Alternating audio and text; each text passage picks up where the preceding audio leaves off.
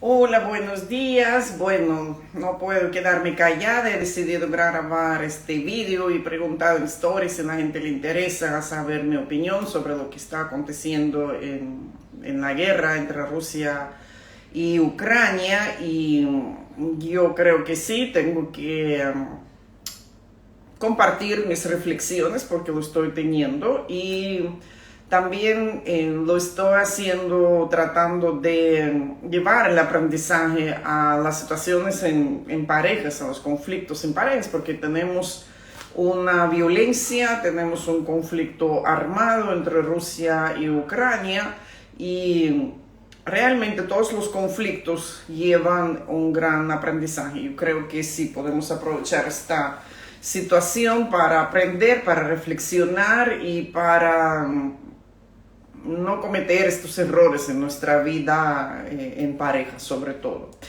Bien, uno de los aprendizajes que yo entiendo que son importantes, que tenemos que aprender, es que un conflicto, sobre todo un conflicto de violencia, no se puede sacar del contexto. Que fulano me dio, que fulano me agredió. Yo no estoy de acuerdo con violencia en ninguna expresión, y que quede claro, yo estoy en contra de la violencia como método de solución de conflictos, ¿okay? Yo estoy tajantemente pro soluciones sin violencia, pero la violencia ocurre, es parte de nuestra experiencia humana, aunque no lo queramos, aunque no nos guste. Entonces de ahí hay que sacar el aprendizaje, ¿verdad? Entonces el primer aprendizaje es muy importante, es que el conflicto no se puede sacarlo del contexto.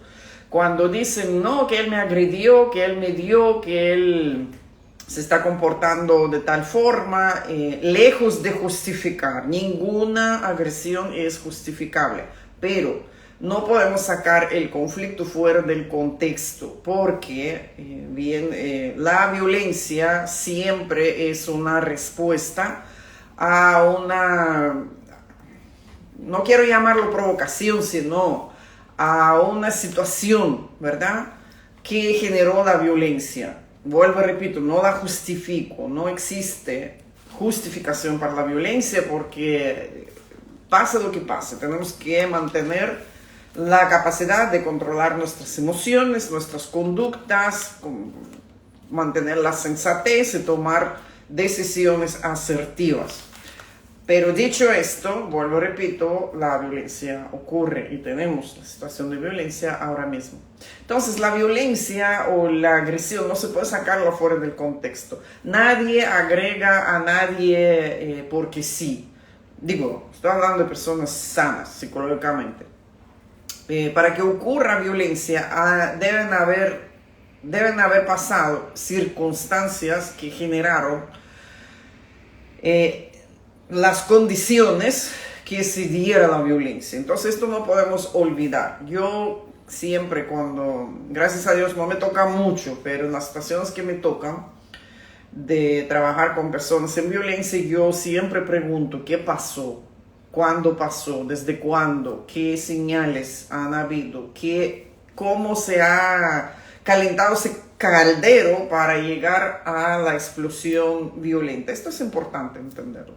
Entonces, en esta situación que yo quiero hablar, que es el conflicto entre Rusia y Ucrania, yo propongo exponer un poco mi punto de vista. No sé si sabes, yo soy de Rusia, nací en Rusia, pero más de la mitad de mi vida vivo en República Dominicana, por esto hablo español. Tengo,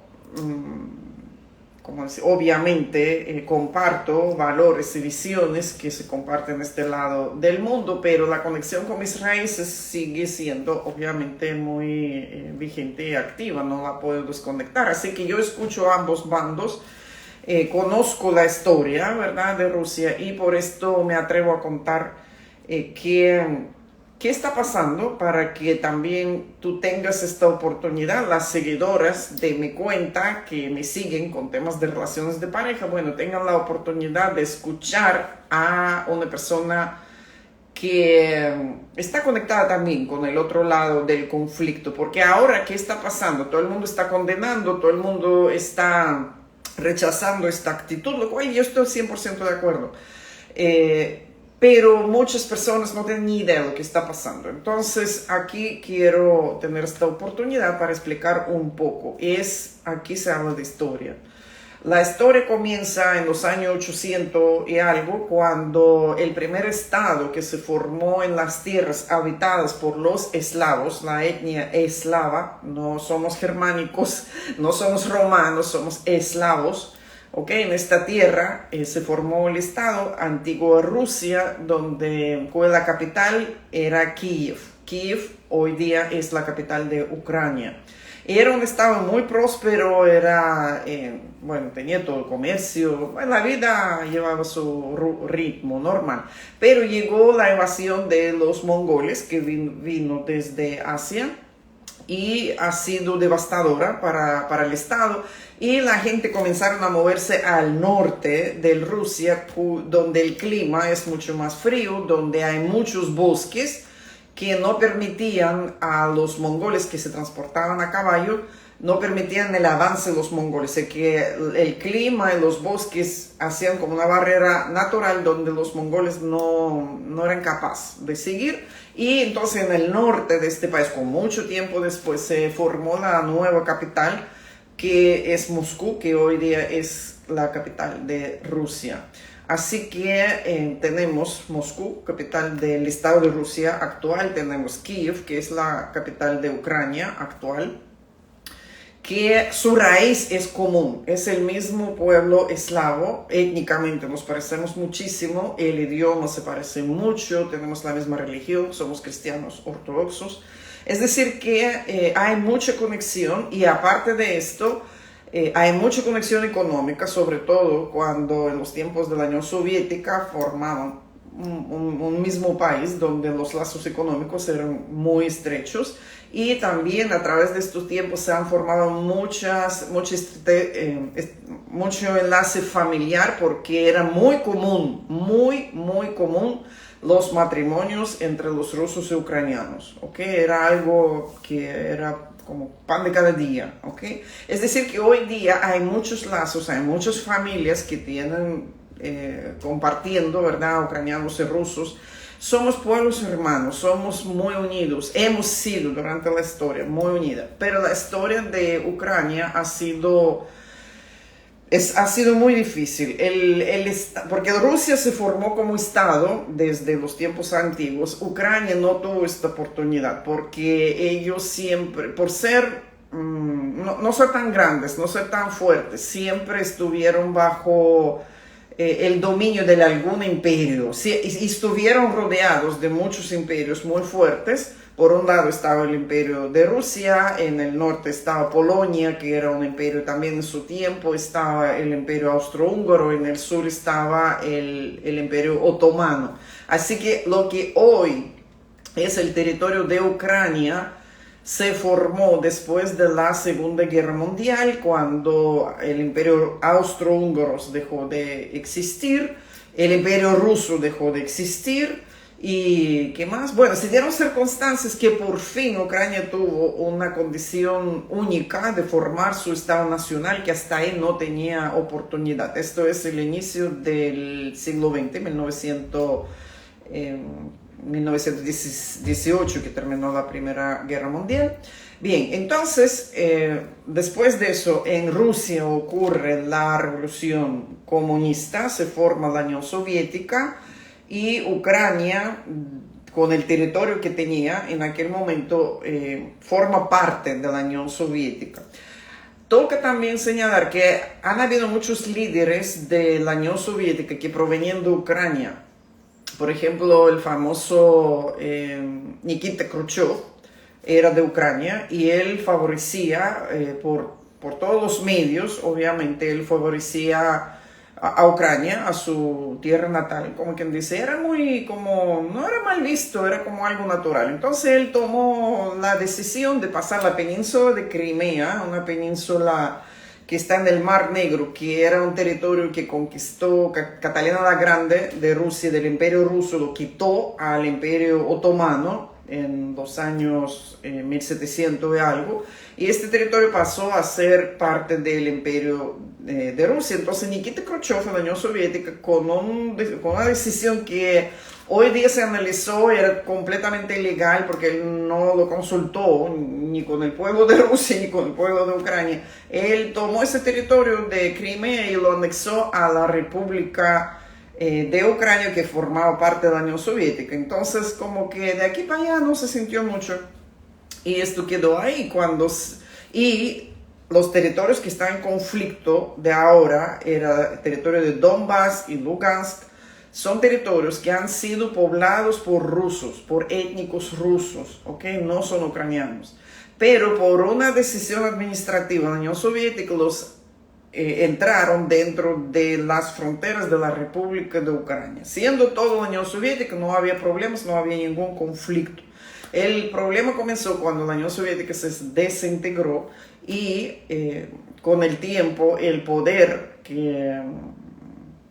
partido que ganó el poder en Ucrania hoy día son muy nacionalistas, pro-nacionalistas ucranianos, son los que dicen que Rusia ha sido culpable por todas las tragedias que han pasado en Ucrania, que Rusia ha oprimido culturalmente el pueblo ucraniano y, bueno, muchísimas cosas que a mí me parece una barbaridad porque yo crecí en la Unión Soviética y nunca he visto eso, pero bueno, eso dicen ellos. Y ellos están llevando una política muy pronacionalista a tal extremo que prohibieron, el único idioma que se permite hablar en Ucrania es el ucraniano, siendo una población de rusos, no la mayoritaria, pero una minoría fuerte. ¿Qué pasa? Que en estos territorios de Lugansk y Donetsk, históricamente los que han vivido ahí eran rusos, son rusos. Hablan en ruso, su cultura es rusa, es decir, que ellos estaban ajenos a la cultura ucraniana.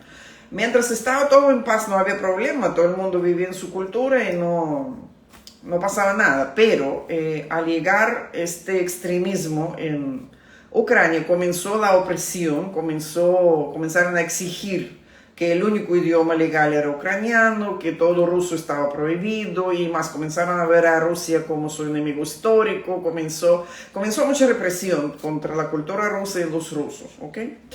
Y a quien le convenía todo esto, obviamente no le convenía ni a los ucranianos ni a los rusos, le convenía a Estados Unidos, a los que venden armas, los que tienen sus intereses particulares, ¿verdad? Cuyo interés es que Rusia no se desarrolle, que Rusia se estanque, que Rusia se desintegre, que no sea el país más grande del mundo.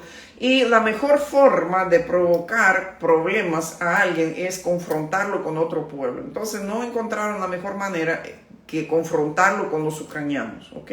Entonces en Estados Unidos hicieron trabajo por 30 años de lavado de cerebro a los ucranianos, que los rusos son enemigos, que hay que luchar contra ellos, que todo lo que viene de Rusia es malo. Y bueno, esto ha sido un trabajo de lavado de cerebros, apoyado por mucho dinero, vendiendo armas y bueno, por todos los medios, ¿ok? Se ha creado este ambiente de rechazo desde los ucranianos hacia los rusos. Entonces estos pueblos de Lugansk y Donetsk, que están ahora en el tapete del conflicto, sintieron este golpe, sintieron este odio, sintieron discriminación, sintieron privacidad, ¿verdad?, de sus derechos. Y ellos en 2014, que Rusia aprovechó que el poder en Ucrania se tamboleó, hubo un golpe del Estado también provocado por las fuerzas desde el exterior, y hubo un momento que en Ucrania no había un poder del Estado fuerte, y los rusos entraron a Crimea, hicieron un referéndum de la población, y en este referéndum el 90% de la población de Crimea votó por pertenecer a Rusia, ¿ok? Y obviamente Rusia tomó la acción y tomó este territorio bajo su protección. En este mismo año, 2014, estas dos regiones, Donetsk y Lugansk, también se proclamaron que ellos quieren ser independientes, lo cual nadie le escuchó, ni Rusia los escuchó en aquel tiempo, eso no estaba en planes de Rusia, Rusia quiere Crimea en aquel tiempo. Y ellos quedaron como a la deriva, ¿verdad? Pero por atreverse a proclamar o exigir su independencia, bueno, han caído en peor desgracia con el poder de Ucrania, que es el estado donde están. Comenzó como prácticamente una agresión de armas, comenzó una guerra en este territorio que duró mucho tiempo, donde han sido muy violentados, muy agredidos por parte del Estado de Ucrania a estos pueblos, Donetsk y Lugansk. Ahora mismo dicen que son como 4 millones de personas. ¿Okay? Bien, entonces por tratar de solucionar el tema, en la ciudad de Minsk se reunieron los líderes en aquel momento de Rusia, de Ucrania, y los estados de Francia y Alemania estuvieron como mediadores del conflicto. El objetivo era detener la violencia, detener las armas, detener la guerra en esta región. Y llegaron a un acuerdo firmado por 4 partes, ¿verdad? Donde se establecía que Ucrania va a tomar medidas para crear condiciones de autonomía a estas regiones para que ellos puedan mantener su idioma, que es ruso, para que ellos tuvieran cierta independencia económica, para que ellos, bueno, que no sean sometidos al poder de Ucrania 100%, que tengan cierta autonomía. Y uno de los acuerdos que llegaron en aquel tiempo es que las armas pesadas sean divididas, sean retirados de la línea del fuego, ¿okay? Que no se puede usar aviones, no se puede usar armas aéreas y artillería pesada, ¿okay? Esto se cumplió, así que después de esto las armas pesadas se apartaron. Pero los ucranianos nunca dejaron de agredir estos territorios, siempre había un fuego, siempre había tiroteo, siempre morían personas ahí, y esto duró 8 años, hasta el día de hoy eso duró 8 años. Es decir, que llegamos a un acuerdo el cual no se cumplió. Rusia siempre exigía y recordaba, mira, que hemos llegado a este acuerdo, cuando comienzan a implementarlo, cuando comienzan a respetarlo, y los ucranianos siempre decían, sí, lo vamos a hacer, pero en la práctica no hacían nada, el fuego no cesaba. En estos 8 años, imagínate, esos dos regiones, 8 años, ahí nacieron niños que no conocieron la paz. Estas personas, yo veía las crónicas, vivían en sótanos todo el tiempo porque el bombardeo podía provocarse a cualquier hora de noche o de día. Yo no sé cómo sobrevivían, de verdad. Era un infierno de vida y nadie le hacía caso, nadie le ayudaba, porque se supone que se llegaron a acuerdos que todo el mundo está esperando que se cumplan y no se cumplían. Entonces Rusia varias veces dice, señores, vamos a hacerlo, necesitamos que se cumpla. Hablando con Alemania, con Francia, con todo el mundo que estaba remediando el conflicto, y no avanzaba, el tema no avanzaba. Entonces, más fuego, hasta que, bueno, llegamos hasta el punto de ahora que tenemos actual, que se agravó también con la intención de Ucrania entrar a OTAN. OTAN es una organización militar que está formada por Estados Unidos y por los países de Occidente, ¿verdad? Es una alianza militar donde cada miembro se compromete a participar y defender los intereses del otro si el otro está en conflicto. ¿Qué significa eso? Que si Ucrania solicitó entrar ahí, entonces, ¿qué significa esto? Que si Ucrania es miembro de OTAN y Ucrania tiene conflicto con Rusia, los demás países tienen que apoyar a Ucrania contra Rusia. ¿Qué significa eso? La Tercera Guerra Mundial. ¿Ok? Entonces, no es que le admitieron la entrada, nadie la quiere a Ucrania en OTAN, porque todo el mundo sensato entiende el peligro que representa. Entonces, Rusia está pidiendo 2 cosas a Ucrania, 2 cosas. Uno, ser un país neutral, no pertenecer a la OTAN, no pertenecer a ninguna alianza que pueda amenazar amenazar a la seguridad de Rusia y reconocimiento de autonomía de estas dos regiones.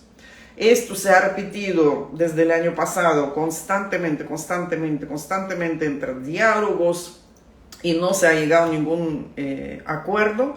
Rusia lo comunicó de una manera formal, ya esto es a nivel de Estados Unidos, le comunicó en varias ocasiones que por favor no permiten a Ucrania ser parte de OTAN, no permiten poner armas en el territorio de Ucrania, que esto amenaza la seguridad de Rusia. Rusia dice, imagínate si te ponemos armas en Cuba, si te ponemos armas en Venezuela, si te ponemos armas en Nicaragua, ¿qué tal te va a gustar? Tú me estás haciendo lo mismo.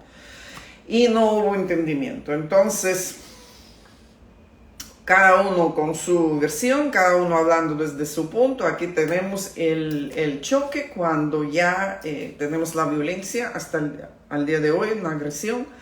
¿Qué va a pasar? No sé hasta dónde va a llegar, porque ya yo no creo a nadie. Lo que he escuchado en las noticias de Rusia, que la intención era simplemente defender estas repúblicas.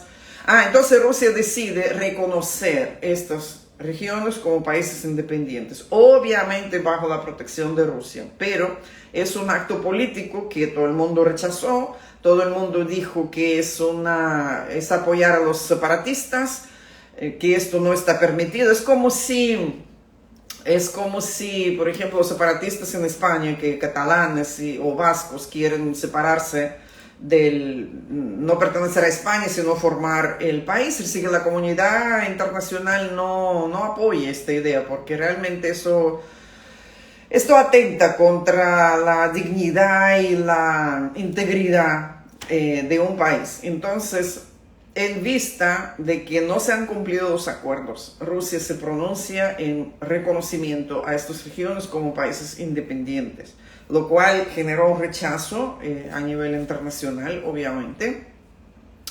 Y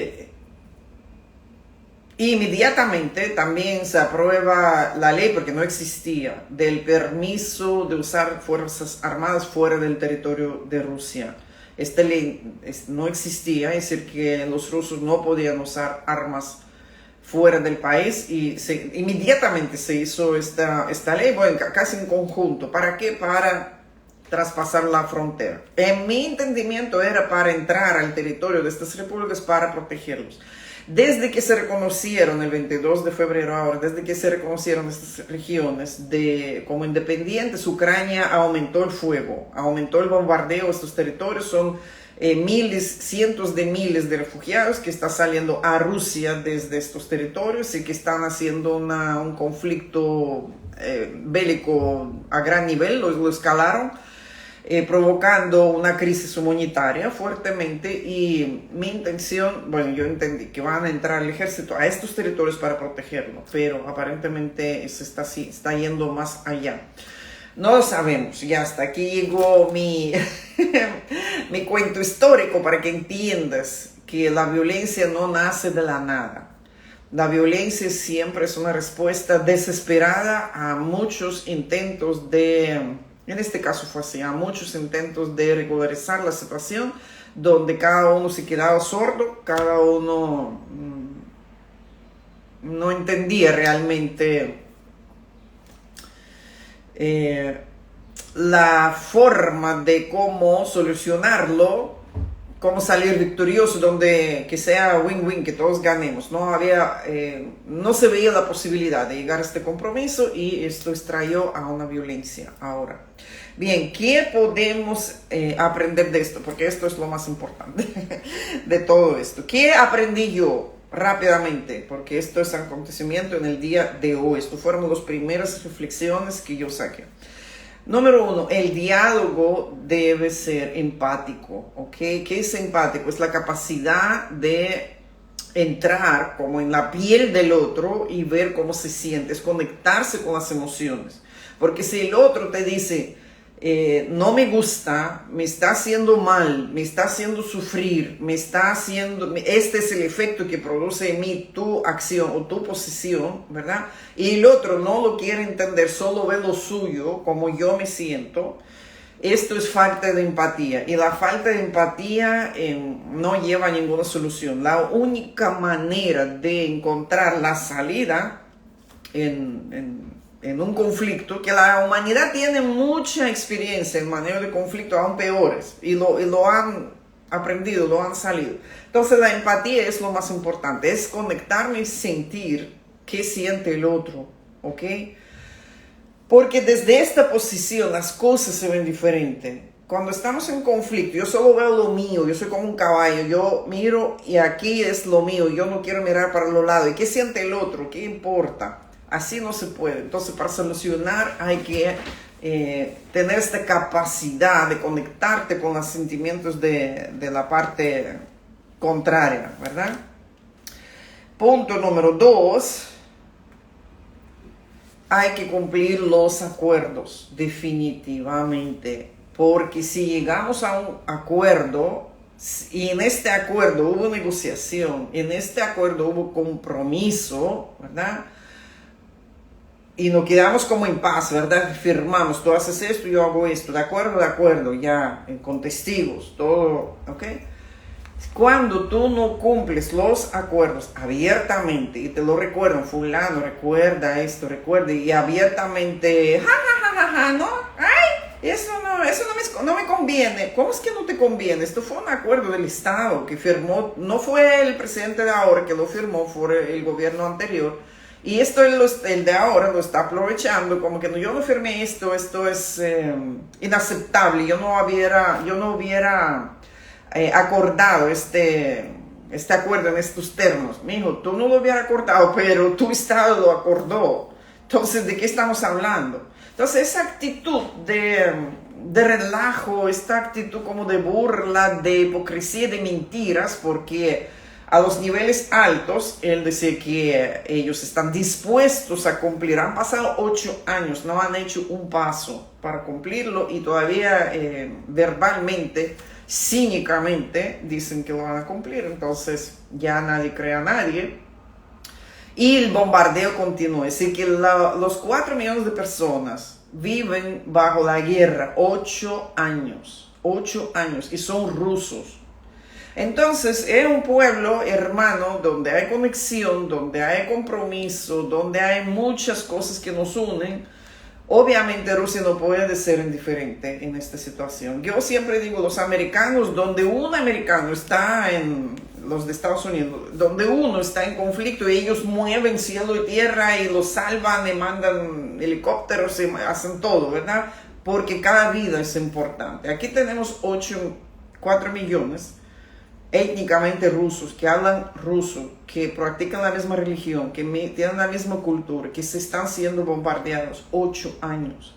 Y se le dice a Ucrania cuándo van a cumplir. Sí, vamos a cumplir, y no hacen nada. Si no han hecho en 8 años, no van a hacer nada. Y las vidas humanas se perdían a diario. Entonces, los conflictos, los acuerdos, hay que cumplir los acuerdos. Si ya tú firmaste un acuerdo, tienes que cumplirlo, porque el no cumplimiento provoca la agresión de otra parte. Es una provocación. Yo te digo, sí, yo te voy a hacer eso, sí, y no hago nada. ¿Cómo reacciona el otro? Eso provoca la agresión. Eso da ganas de darte. Yo no estoy justificando la violencia, pero es humano. Entonces, punto número 2, los acuerdos hay que cumplirlos. Número 3, no se puede ignorar la advertencia, no se puede. Si el otro te está diciendo, si tú no vas por ahí, yo te voy a dar por aquí. Oye, hay que escuchar, hay que poner caso, hay que analizar, hay que tal vez entrar en otro diálogo, renegociar, no sé qué, pero hay que tomar acción, no se puede ignorar la advertencia. La advertencia ha habido, Rusia ha dicho, 1000 veces ha dicho, nadie reaccionó, todo el mundo parado en lo suyo, sin querer ver el lado del otro. Aquí tenemos el conflicto estrellado. ¿Ok? Número 4, hay que evaluar bien los recursos. Porque vuelvo y repito, esta rusafobia que han creado los ucranianos, financiados 100% por los intereses de Estados Unidos, donde Estados Unidos metió mucho dinero en este territorio. Inclusive ha habido mucha corrupción, ha habido mucha evasión de poder en Ucrania de parte de Estados Unidos a nivel, ¿cómo decirlo? Ni siquiera lo han disimulado, ha sido franco meterse en los asuntos interiores de Ucrania. Ha pasado cosas que por la orden de Estados Unidos han quitado el procurador del país porque no jugaba el juego de los Estados Unidos, y Estados Unidos exigió que quitaran este procurador. Imagínate a qué nivel. Los intereses se metieron muy profundo ahí en Ucrania. El mismo hijo de Biden estuvo involucrado en conflicto de ¿cómo se llama? De un conflicto de intereses y abuso del poder y muchísimas cosas que son turbias ahí. Y el interés de Estados Unidos era que estos países choquen, Rusia con Ucrania, porque Estados Unidos no son tontos para meterse en la guerra con Rusia. Ellos utilizan un pueblo tonto, un pueblo indefenso prácticamente, para ponerlo como escudo, para ponerlo a pelear contra Rusia, y Estados Unidos atrás vendiéndole armas, como siempre lo han hecho, Bien, entonces los ucranianos ahora están envueltos en un conflicto donde, aparte de ellos, nadie va a poner la sangre, nadie va a poner vidas humanas, nadie va a poner sus intereses, sus capitales, sus empresas, ¿verdad? Están solos contra el monstruo de Rusia. El monstruo es como el elefante y el perrito, así. Entonces, antes de tú meterte en un conflicto, antes de tú estar con una conducta provocativa, una conducta conflictiva, mira bien con qué recursos tú estás contando, quién te va a apoyar, real y efectivamente. No es que te dice bla bla bla te voy a apoyar, quién es que va a poner su sangre, quién es que va a poner su dinero, quién es que va a poner la vida humana, ok, hasta dónde es real. Veremos cómo desarrollan estos acontecimientos. Pues hasta ahora la que tiene todo de perder es Ucrania, lamentablemente.